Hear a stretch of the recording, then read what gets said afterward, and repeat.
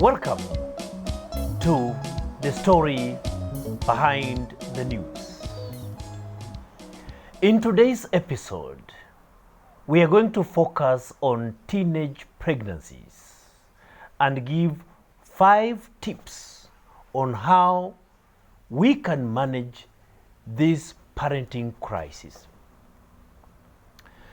The fact that about 380,000 teenagers in Kenya today are pregnant is a serious matter. The figures are simply mind-boggling. Just think about this. 1 in every 5 girls aged between 15 and 19 in Kenya is either pregnant or has given birth already. Over 20,000 minors aged between 10 and 14 are parents. For a nation that prides itself as having made progress in child protection, this is simply an indictment of our social system. It shows our inability to ensure that children achieve their full potential. But these figures have a class dimension. Teenage pregnancies mostly affect the children of the poor.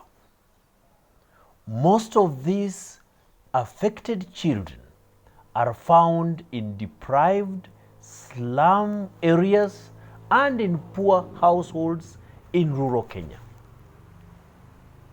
This simply means that the poor are getting more impoverished. Let us not repeat the facts you have heard from other channels.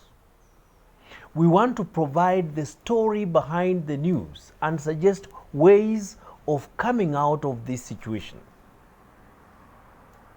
We rely on research data from serious interrogation of issues. That is what we are known for in this channel. Many experts have given reasons for the prevalence of teenage pregnancies. These include rape, defilement, poverty, early marriages, peer influence, drug abuse, and lack of parental guidance and youth-friendly health services. So, what can parents do to save their children from teenage pregnancies? We want to give 5 tips on how we can go about this. 1. Talk to your child about sex and stop pretending. You and I know that sex is a taboo topic in African societies. Many teenagers learn about sex not from their parents and teachers, but from peers and social media, including pornographic sites. If you are a serious parent, stop pretending and talk to your child about sex. You must be clear about it and clarify your child's thoughts and emotions about sex and love.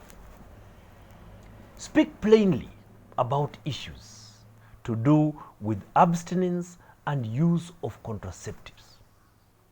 The second tip: make your child a friend to influence him or her about life. Do not be cheated that by being tough and issuing threats, then you are parenting.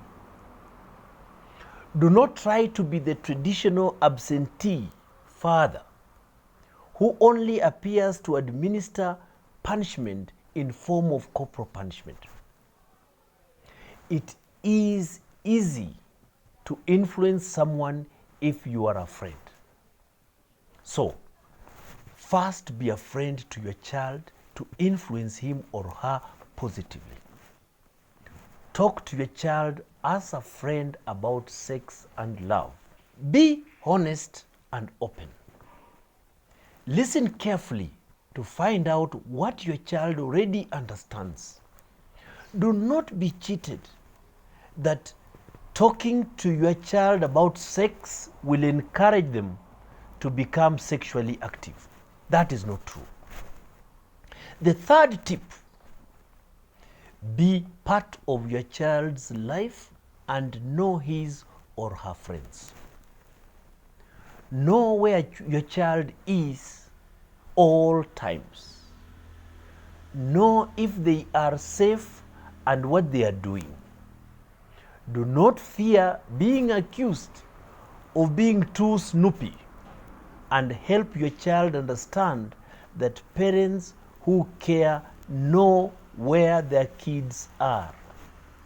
Since peers have a strong influence on teens, do your best to help your child choose friends and families with similar values. Welcome your children's friends into your home and talk with them regularly. Know what your children are reading and watching.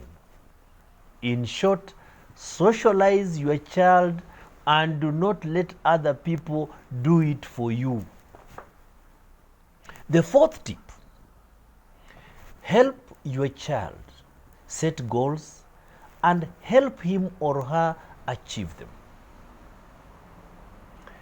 Help your child set real, meaningful goals for their future. Talk to your child about what he or she needs to do to reach his or her goals. Help your child to see how sexual activities will derail the best of plans, and help your child learn to use free time in constructive ways. Involve your child in community service. This will help teach your child job skills and link the child to committed and caring adults. In short, be a role model to your child. The fifth and last tip is a simple one. Provide basic needs to your child. Children are lured into sex by what they call sponsors, ancestors, and fossils because they are promised certain things. A child can give in to sex just to get little money to buy sanitary towels because you have not provided. Be responsible and provide for your child. Let us all rise to our responsibilities. On that note, we come to the end of the story behind the news. In this episode, we focused on the pandemic of teenage pregnancies. On behalf of my crew, Neka and Pambi, I would like to invite you to like, share, comment, and subscribe to this channel. I am Igara Kabaji.